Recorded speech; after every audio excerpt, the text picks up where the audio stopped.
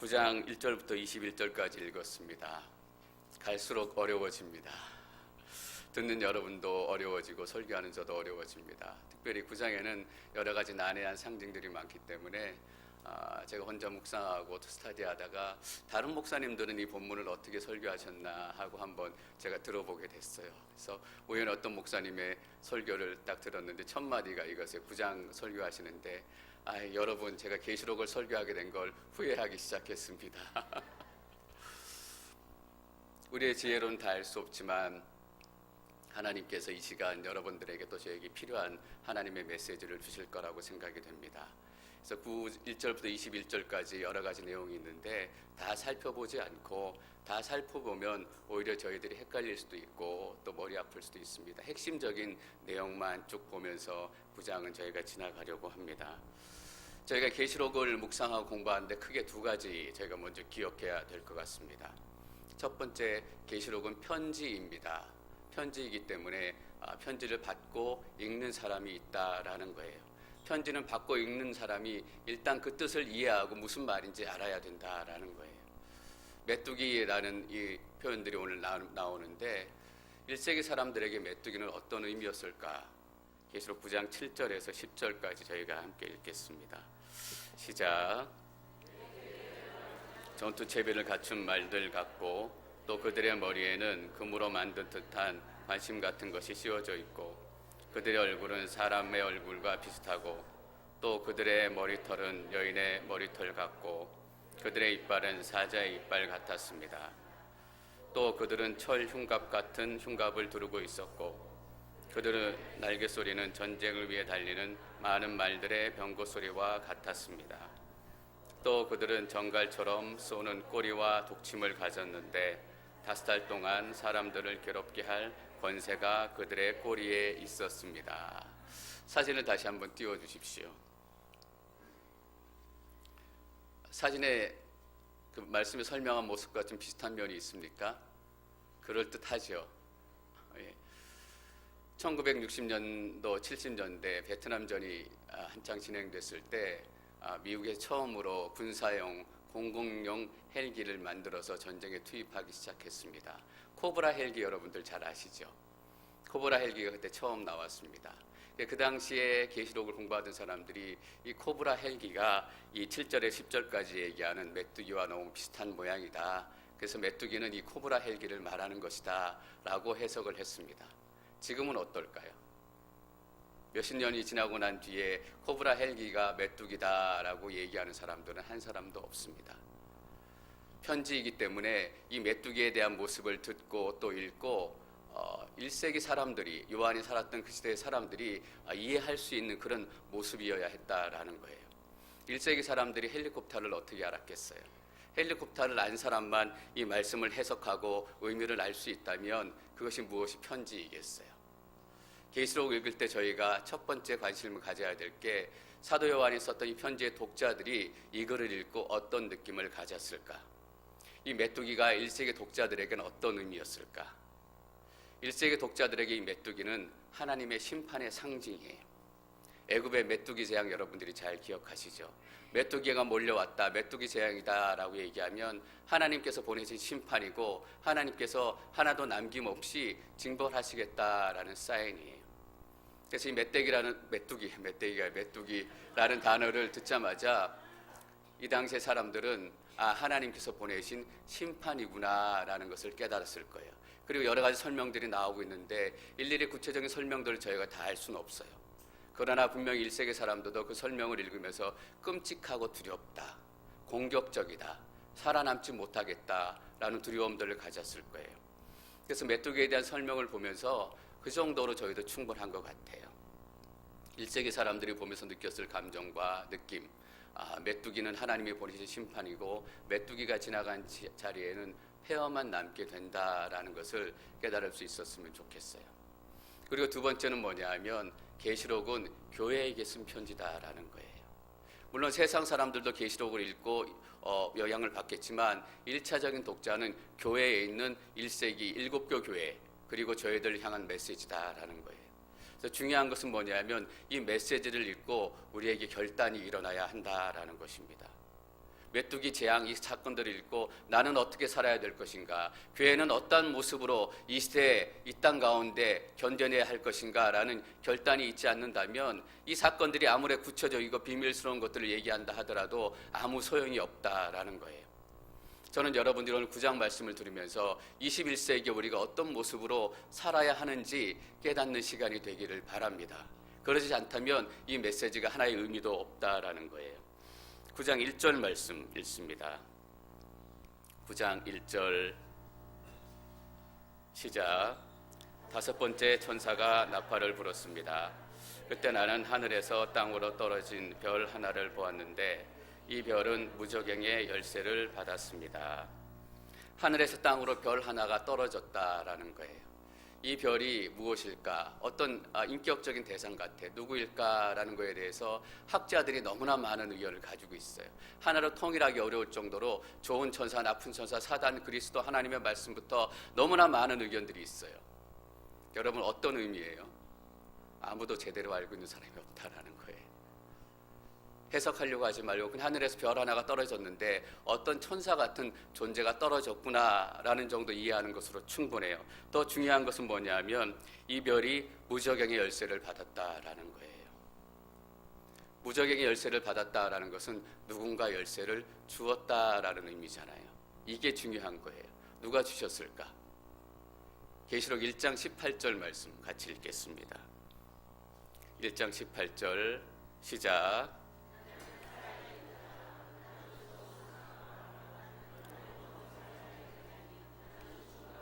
음부의 열쇠들을 가지고 있다. 누가 말씀하시는 거예요? 예수 그리스도가 말씀하시는 거예요. 여기서 나는 죽음과 음부의 열쇠를 가지고 있다. 이 음부가 무저갱이에요. 이 무저갱의 열쇠를 가지고 있는 분이 예수 그리스도시다라는 거예요. 오늘 9장 말씀에는 특별히 이런 스타일의 표현이 너무나 자주 나와요. 열쇠를 받았다. 하나 예수 그리스도 열쇠를 주었다. 그리고 3절에 보면 메뚜기들에게 권세가 주어졌습니다. 누가 주신 거예요? 예수 그리스도 하나님께서 주신 거예요. 4절에 사람들만 해치라는 명령을 받았습니다. 누가 명령하세요?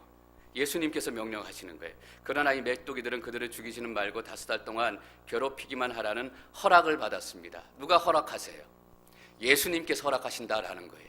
여러분 지옥의 권세, 어둠의 권세조차도 다 예수 그리스도 안에 있다라는 것을 강조하고 싶은 거예요. 여러분 우리 삶의 모든 일들은 하나님의 통제 안에 있고 하나님의 명령과 허락이 없으면 단 한치라도 일어나지 않아요. 하나님께서 허락하시지 않으면 우리 머리카락 한 가락도 마음대로 빠질 수 없는 거예요. 저희는 이렇게 머리가 많이 빠지신 분이 없으신데 이성구 집사님 죄송합니다. 이성구 집사님이 머리가 좀 없으시잖아요. 하나님께서 허락하시지 않으시면 저 머리카락도 빠질 수 없다라는 거예요. 우리에게 어떤 위안을 줘요? 하나님 내가 인생의 어떤 자리를 지나고 있습니까? 인생의 어떤 지점을 지나고 있습니까? 끝날 것 같지 않고 도저히 일어설 수 없을 것 같지만 하나님께서 이 시간을 허락하셨다면 어떻게 돼요? 이 시간을 이기고 일어설 수 있다라는 거예요. 하나님께서 이 배고픔보다 아픔보다 슬픔보다 더 큰 하나님의 영광을 우리에게 주시기 위해서 이 시간을 허락하셨다라는 거예요. 저도 나름대로 고생 많이 하고 살았어요. 뭐 여기 앵커리지에 30년 40년 계신 분보다 나는 덜 고생했지만 고생의 시간을 지고 나니까 하나님의 영광의 기쁨, 영광의 시간을 제가 누리고 있는 것을 깨달아요. 목사가 된 것, 예수님을 만난 것, 우리 가정의 믿음의 제사장이 된 것. 그전에는 성경 모르면 제가 아내한테 물어봤어야 됐어요. 얼마나 무시했는지 몰라요. 그래서 지금은 돈 주고 배운 사람이 낫지 하고 칭찬 들어요. 하나님께서 허락하신 이유가 있다라는 거예요. 관계의 갈등, 재정의 어려움, 삶의 여러 가지 아픔이 하나님께서 허락하시지 않으면 무저갱의 열쇠조차도 예수님께서 주시지 않으면 열리지 않는데 여러분 교회에 주시는 메시지는 뭐예요? 소망을 잃지 말라라는 겁니다. 너의 형편, 너의 상황 그것을 다 뛰어넘는 하나님의 역사가 하나님의 은혜가 여러분 가운데 나타나게 될 줄 믿습니다. 여러분 무저갱이에요. 무저갱이 뭐냐 하면 예수님께서 거라사에 가셔서 군대 귀신 들린 사람을 만나잖아요. 군대 귀신을 내어 쫓아요. 근데 군대 귀신이 뭐라고 하냐면 예수님 쫓겨나는 거 좋은데 지옥으로 보내주지 말아 주십시오라고 얘기해요. 그때 지옥이 뭐냐면 음부무저갱이랑 똑같은 단어예요. 음부무저갱, 이것은 어떤 거냐? 악한 영들, 사단을 추종했던 영들, 사단의 세력들, 타락한 천사들이 묶여서 심판받는 것이 무저갱이에요. 근데 여러분 아세요? 우리가 앞으로 갈 곳은 무저갱이 아니다라는 거예요. 얼마나 소망이 되는 말씀이에요. 우리가 갈 곳이 어디예요? 무저갱은 말 그대로 하자면 끝이 없는 구덩이라는 거예요. 제가 무저갱을 묵상하다 보니까 지금 이 땅의 모습이 무저갱 같다라는 생각이 드는 거예요. 과연 인간의 타락은 어디까지일까? 추락하는 것은 날개가 없다라는 소설 제목처럼 인간의 죄, 인간의 타락, 인간의 탐욕이 그냥 끝이 없는 것처럼 계속 떨어져요. 세계에서 인신매매 당하는 사람이 몇 명인지 아세요? 1년에 60만 명에서 80만 명 정도 된대요. 단순히 성노예로 팔기 위해서 60만 명 중에서 80만 명의 절반은 미성년자라는 거예요. 제가 이 자료를 조사하다 놀라게 된 게 또 하나 있는데 세계 가장 큰 일대 범죄가 마약 밀수예요. 두 번째 큰 범죄가 뭐냐면 무기 밀매예요. 그리고 인신매매가 세 번째로 큰 범죄 산업이에요. 돈을 얻기 위해서 다른 사람을 팔아, 다른 사람을 돈 몇 푼에 팔아넘기고, 그 사람이 어떤 사람이에요? 하나님이 형상으로 지은 사람인데 그 무저갱과 같은 세상에 우리가 살고 있다라는 것을 제가 깨닫게 되는 거예요. 우리는 어때요? 우리가 갈 곳은 무저갱이 아니에요. 여러분 군대 다녀오신 분들이 많으시잖아요. 군대에서 제일 힘들고 제일 어렵게 괴로운 시간이 언제인 줄 아세요? 휴가 나왔다가 돌아갈 때예요. 들어갈 때 정말 죽고 싶어요. 내가 저것으로 또 들어가야 되나. 여러분 부도를 마지막으로 기다리면서 은행에서 마지막 라스트 콜을 기다리는 사람들의 그 이야기를 들어보셨습니까? 마지막으로 당신 부도 처리됐습니다 라고 전화를 기다리는 그 사람의 얼굴 표정, 그 표정이 무저갱에 살고 있는 사람, 무저갱이 그들의 앞으로 운명인 사람들의 얼굴 표정이에요. 여러분 우리의 표정은 좀 달라야 되지 않겠어요? 우리는 예수 그리스도와 함께 하나님의 영광의 시간을 기다리는 사람이잖아요. 보혈을 지나 하나님 품으로, 보혈을 지나 하나님 품으로, 우리는 그 보혈을 지나서 하나님 품으로 갈 사람들이잖아요. 여러분 우리가 어떤 표정으로 살아야 할까? 저도 가끔 제 얼굴 표정을 생각해 봤어요. 가끔씩 무저갱이 내 운명인 것처럼 살아갈 때가 있다라는 그 표정. 여러분 다시 한번 믿음으로 선포합니다. 여러분에게는 보혈을 지나 하나님께로 가는 영광스러운 시간이 준비되어 있습니다. 2절 말씀 계속 읽습니다. 2절 시작.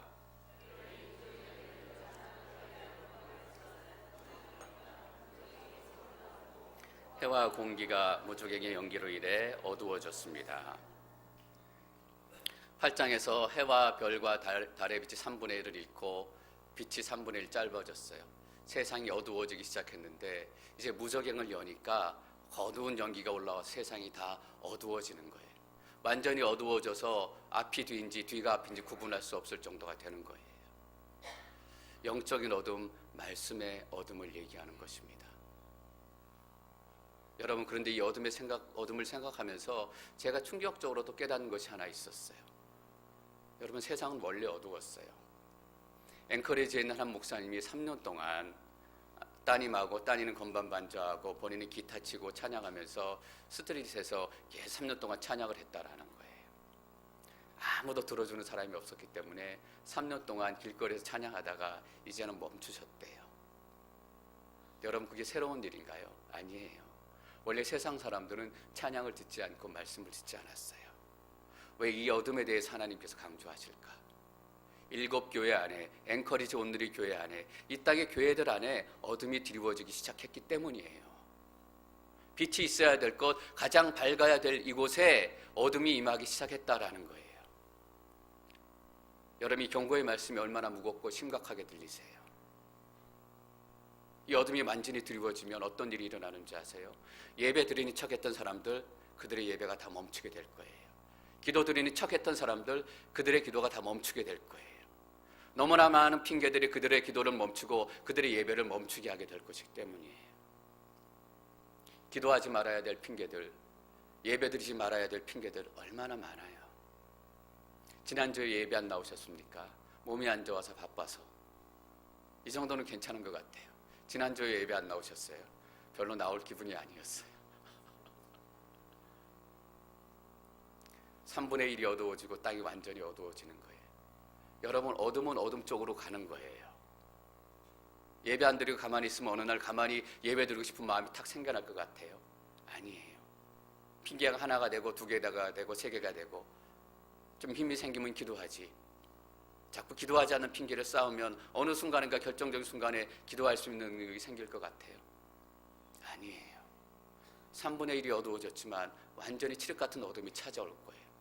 그때는 예배 한번 드리려고 하면 온 힘을 다 쓰고 온 용을 다 써야 돼요. 기도 한번 하려고 하면 온 마음을 다 써야 되고 온 난리를 쳐야 돼요.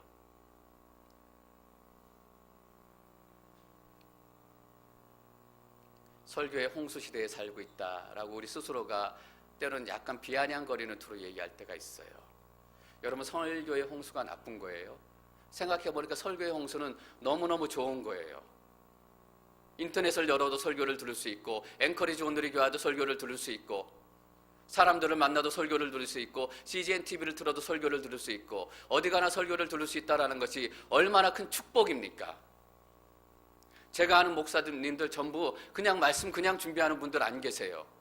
적게는 몇 시간, 적게는 몇십 시간. 제가 신학교 설교학 들을 때 설교 한 편을 준비하기 위해 최소한 20시간 이상은 묵상하고 스터디하고 공부해야 된다라고 배웠어요. 다 그렇게 배워요, 여러분. 일부 엉뚱한 목사님들을 빼고는 설교를 잘하든 못하든 간에 그 한 편의 설교를 준비하기 위해서 하나님 앞에 무릎 꿇고 기도하고 공부하고 스터디하고, 이 별이 무엇인가, 이 학자는 별에 대해서 뭐라고 얘기하고 이 학자는 뭐라고 얘기하는가, 그래서 어떤 결론을 우리가 전해야 되는가. 그래서 어떤 목사님은 설교 한 편은 목사의 피다라고 얘기하는 분들도 계세요. 그런 설교가 홍수를 이루는데 얼마나 축복된 시간을 우리가 살고 있어요. 어둠이 두려워지니까 말씀이 안 들려요. 오히려 말씀이 많다는 게 핑계가 돼요. 말씀이 많다는 게 짜증의 이유가 되는 거예요. 하나님께서는 우리 교회 안을 들여보기를 원하시는 것입니다. 지난주부터 계속 경고하는 것이 이것이잖아요. 너희들이 온전히 하나님 앞에 예배하고 있느냐.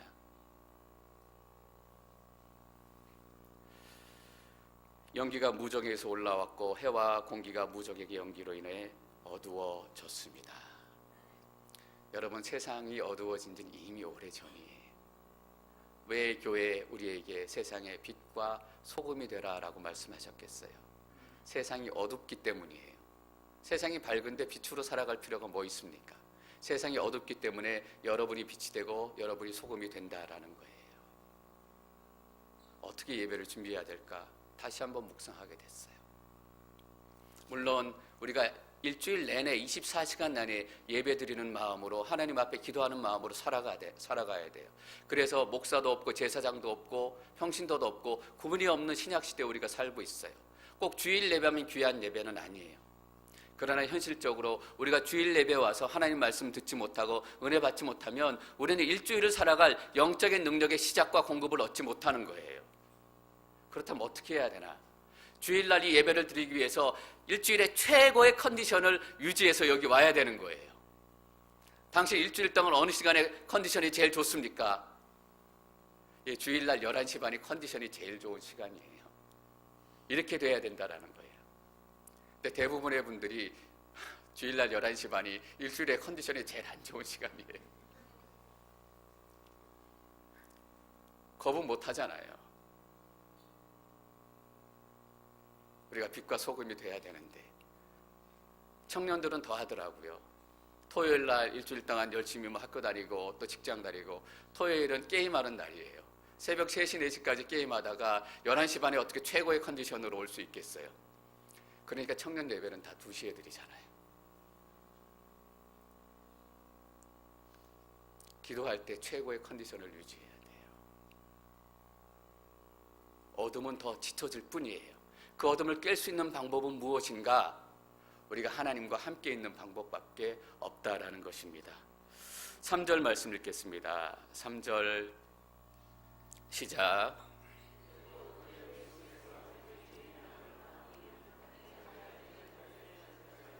메뚜기들에게 권세가 주어졌습니다. 어둠 속에서 무적에게서 메뚜기들이 막 쏟아져 나와요. 저는 귀신들이 막 쏟아져 나오는 그런 모습이 상상이 돼요. 무적액을 여니까 그 안에 갇혀 있었던 귀신들과 어둠의 영이 다 쏟아져 나오는 거예요. 쏟아져 나와서 여러분 하늘이 무엇일까요? 말씀을 듣지 못하게 귀를 막는 거예요. 하나님의 역사를 보지 못하게 눈을 가리우는 거예요. 어떤 사람들에게? 그동안 기도했던 척하는 사람들에게, 예배 드리는 척했던 사람들에게, 야 이제 척할 필요 뭐 있냐, 그냥 예배 드리지 말지. 여러분 세상 사람들을 향해서 주는 메시지다. 오해하지 마십시오. 원래 기도하지 않았고 원래 예배하지 않았어요. 그들의 삶은 변화가 없어요. 4절 계속 읽습니다. 4절 시작.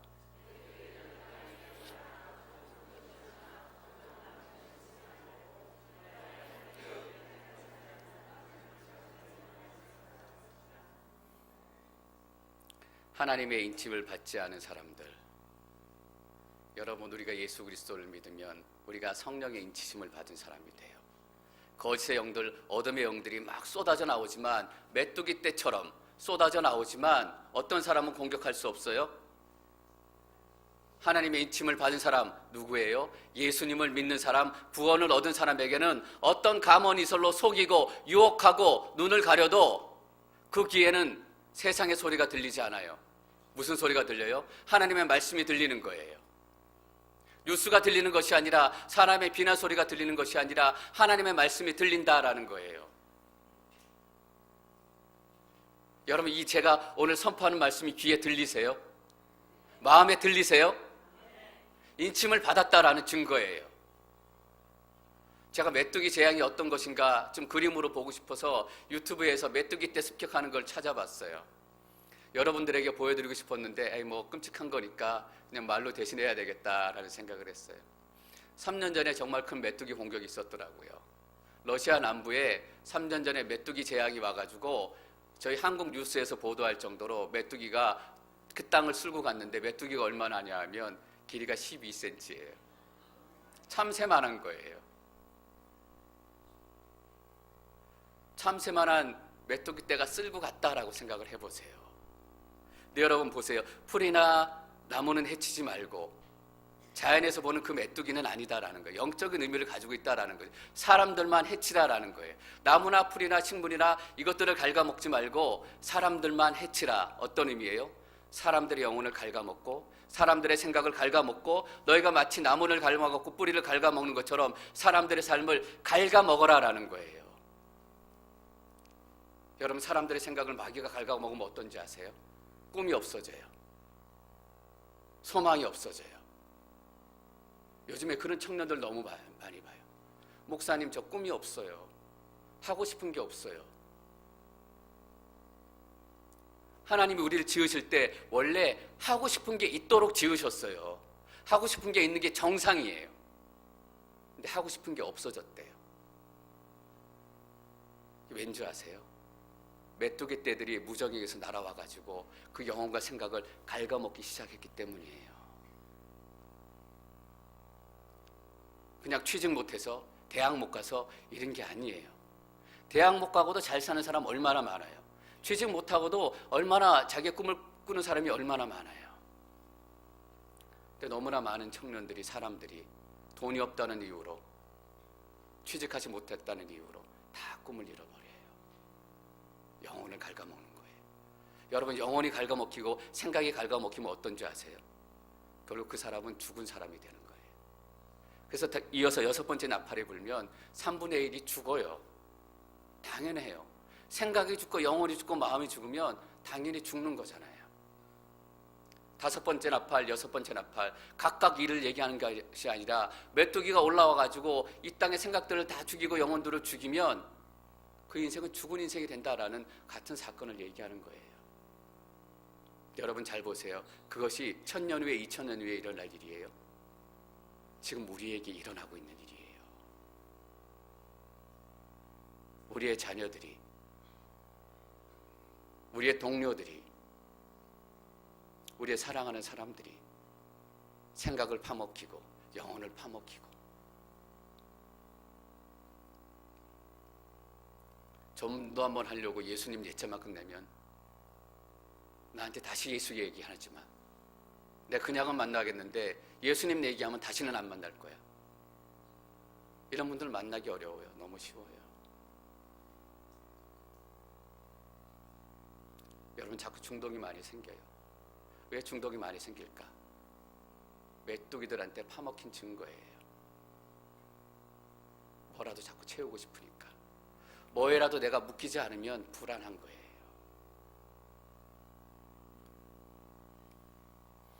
5절 말씀 계속 읽습니다. 5절 시작.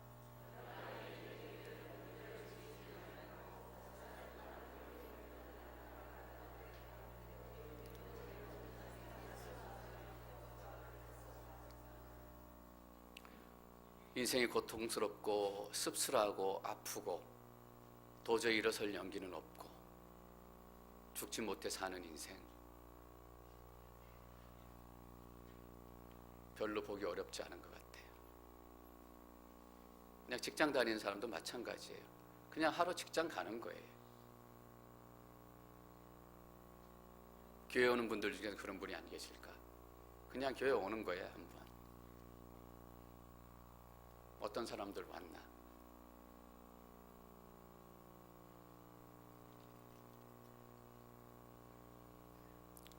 죽어가요, 여러분. 이 메뚜기를 헬리콥터로 해석하기 시작하면 진짜 요한계시록의 진짜 의미는 다 잊어버리는 거예요.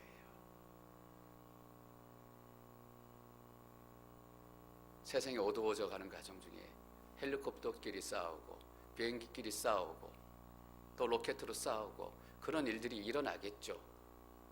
어떤 때는 해일이 나고 쓰나미가 나고 일어날 거예요. 그게 본질이 아니라 사람들의 마음이 다 죽어가고 있다는 거예요.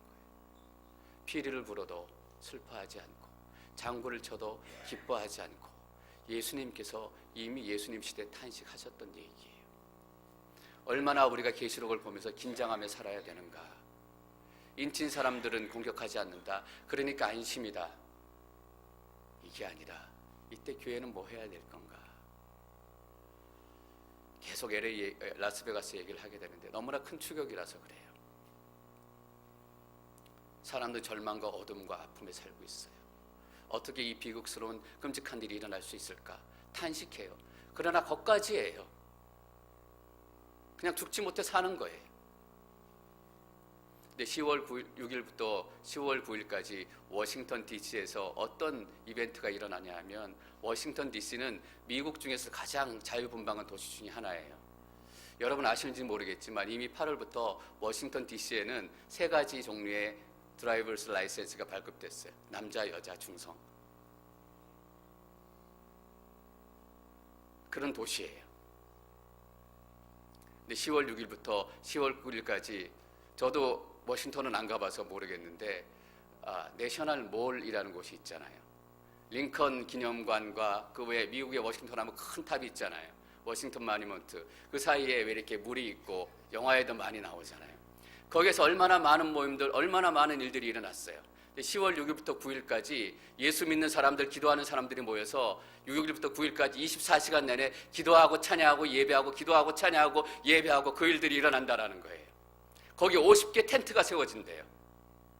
50개 주, 미국의 50개 주를 품고 매 텐트마다 24시간 기도하고 찬양하고 기도하고 찬양하고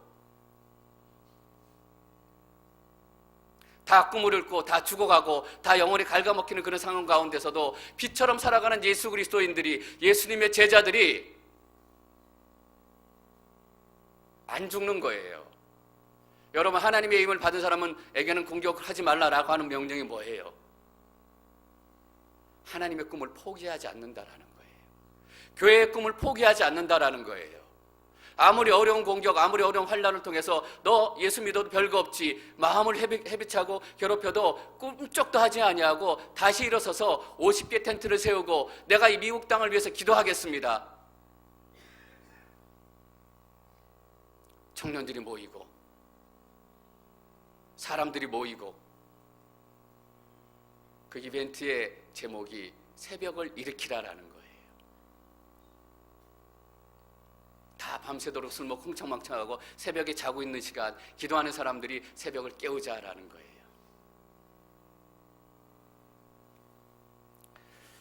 육 절 같이 읽겠습니다. 6절 시작. 그 기간 동안 사람들은 죽음을 구해도 결코 그것을 얻을 수 없고 죽기를 갈망해도 죽음이 그들에게서 달아날 것입니다. 죽음을 구해도 구할 수 없어요. 자기가 평생 구하려고 쫓아왔는데 다 쫓아와 보니까 구할 수 없었어요.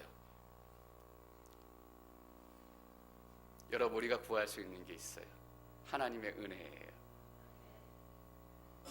우리가 얻을 수 있는 거예요. 있어요. 예수 그리스도의 구원이에요.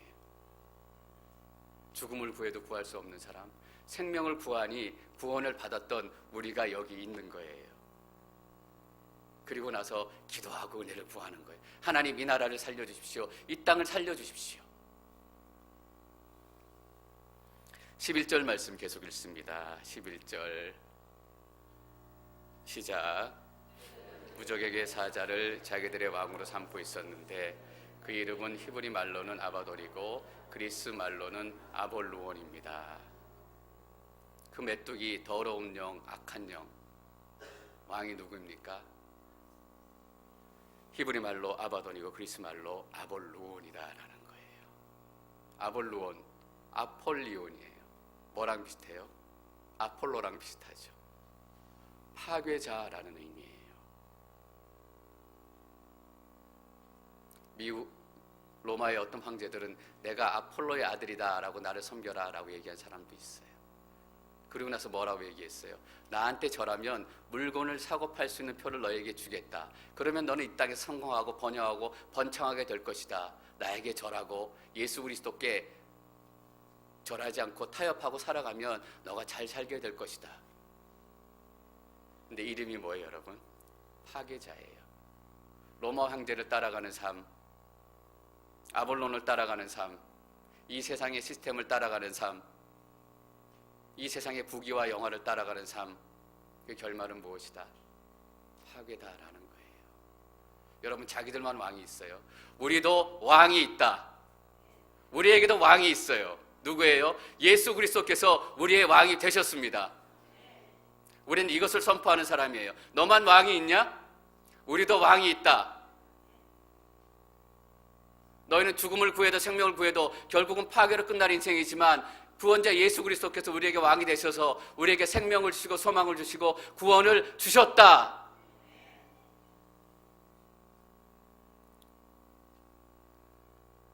여러분, 어떻게 사실 것입니까? 12절, 13절 계속 읽습니다. 12절과 13절 시작. 지나갔습니다. 그러나 아직도 두 재앙이 더 닥칠 것입니다. 여섯 번째 천사가 나팔을 불었습니다. 그때 나는 하나님 앞에 있는 금제단의 넷불에서 울리는 한 음성을 들었습니다. 다섯 번째 나팔이 끝나고 여섯 번째, 일곱 번째 나팔이 남았습니다 얘기하지 않고 첫 번째 재앙이 지나가고 두 개 재앙이 더 남았다라고 얘기해요. 두 나팔은 뭐예요? 재앙이에요. 그냥 시간이 지나면 이 재앙들은 우연히 지나가겠지. 한 3분의 1 정도 망가지고 다시 회복되겠지. 그게 아니라 두 재앙이 더 남았다라는 거예요. 완전히 파괴가 될 때까지. 여섯 번째 천사가 나팔을 불었습니다. 그때 나는 하나님 앞에 있는 금제단의 넷불에서 울리는 한 음성을 들었습니다. 금제단 넷불이 또 나와요. 하나님 앞에 있는 금제단을 또 등장시키는 이유가 뭘까요? 하나님께서 성도들의 기도를 잊지 않았다라는 것을 다시 한번 상기시키는 거예요. 메뚜기로 나오고 난리가 나는데 두려움에 빠져 있을 교회에게 위로하시는 거예요. 금제단, 너희가 금대접에 기도를 올려드렸던 그 금제단에서 하나님의 음성이 다시 들리기 시작하는 거예요. 뭐예요? 하나님께서 우리의 기도에 응답하시는 거예요.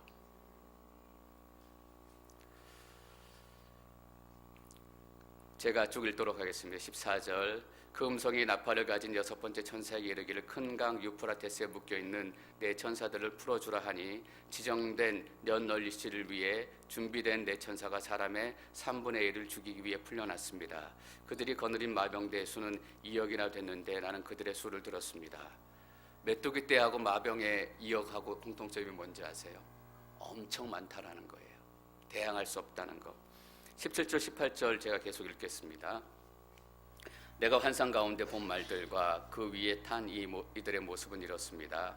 그들은 붉은 빛과 자줏빛과 유황빛 나는 흉감을 두르고 있고 말들의 머리는 사자들의 머리 같고 그들의 입에서는 불과 연기와 유황이 나오고 있습니다. 이 세 가지 재앙, 곧 말들의 입에서 나오는 불과 연기와 유황으로 인해 사람의 3분의 1이 죽임을 당했습니다.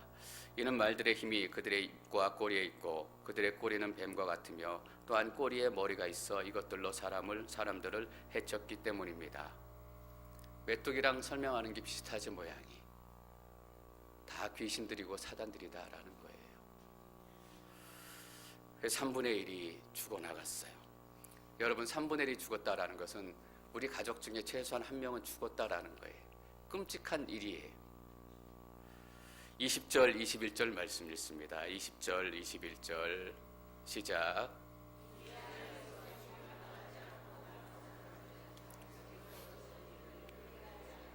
도리어 귀신들과 금은 청동, 돌, 나무로 만든 보거나 듣거나 걷지 못하는 우상들에게 경배했습니다. 그들은 또 그들의 살인과 그들의 복술과 그들의 음행과 그들의 도둑질을 회개하지 않았습니다. 최소한 내 가족 중에 한 명이 죽었다면 정말 끔찍한 일이고 두려운 일이에요. 그 상황 속에서 사람들은 어떻게 해요? 한마디로 얘기해요. 회개하지 않는다라는 거예요. 제가 오늘 설교 제목을 불편한 진실이다라고 붙인 데 이유가 여기 있어요. 여러분, 세상은 변하지 않습니다.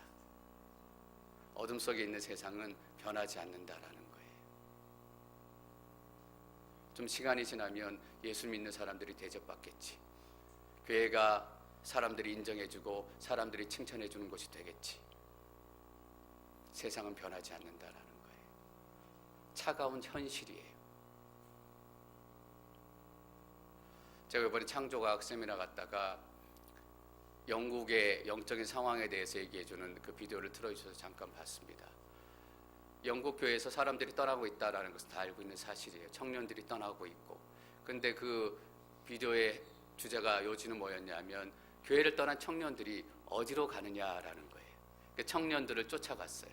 교회를 떠난 청년들을 찾아가니까 청년들이 뭐 하고 있냐면 미신에게 제사 지내고 아프리카 그 신들에게 그 제물을 바치고 장구치고 북치고 연기를 피우고 이러고 있는 거예요. 그 모습이 딱 기억났어요. 이 재앙에서 죽음을 당하지 않고 남은 사람들은 자기 손으로 저지른 일들을 회개하지 않고 도리어 귀신들과 금은 청동, 돌, 나무로 만드는 보거나 듣거나 걷지 못하는 우상들에게 경배했습니다. 이것이 하나님께서 우리에게 주는 메시지입니다. 세상은 변하지 않고 세상은 여전히 불편하고 세상은 여전히 냉랭할 것이다. 여러분, 교회에서 왜 이런 메시지를 주세요? 우리는 때때로 실망하고 좌절해요. 미국의 동성애가 합법화되지 않도록, 동성애가 죄로 남아있도록 얼마나 많은 사람들이 소리치고 기도했어요. 세상은 변하지 않고 동성애가 합법화됐어요. 한국말은 지켜내자. 피켓을 들고 구르고 난리치면서 기도하고. 솔직히 말하면 한국에도 언젠가는 동성애가 합법화될 거예요. 그때 크리스찬들이 실망하는 거예요. 하나님이 어디 계십니까? 하나님은 우리의 기도를 들으십니까? 하나님이 이 땅에 가지고 계신 계획은 어떤 계획입니까? 이때 하나님께서 우리에게 말씀하시는 거예요. 너희는 차가운 현실을 만나게 될 것이다. 불편한 진실을 만나게 될 것이다. 세상은 여전히 너희에게 냉랭하고 너희에게 차갑고 너희를 핍박할 것이다. 그러나 뭐예요? 하나님께서 그 모든 것들을 쥐고 계신다라는 거예요. 여러분, 때로는 우리가 기도하는 것이 이루어지지 않은 것 같아요. 때로는 아무 영향도 없는 것 같고 세상이 자기 흘러가는 대로 가는 것만 같아요. 갈수록 어두워지고. 여러분, 전 여러분들이 요한계시록 9장에서 주시는 하나님의 위로의 말씀을 들으시기를 원합니다. 그 차가운 현실 속에서도 하나님께서 주인 되시고 하나님의 구원의 계획을 이루어 가신다라는 것입니다. 여러분, 우리는 그 불편함을, 그 차가운 현실을 뛰어넘는 사람들이 될 거예요. 왜냐하면 우리의 왕이 아볼로온이 아니라 예수 그리스도이시기 때문이에요. 이 놀라운 은혜가 여러분 삶에 충만히 임하시기를 축원합니다.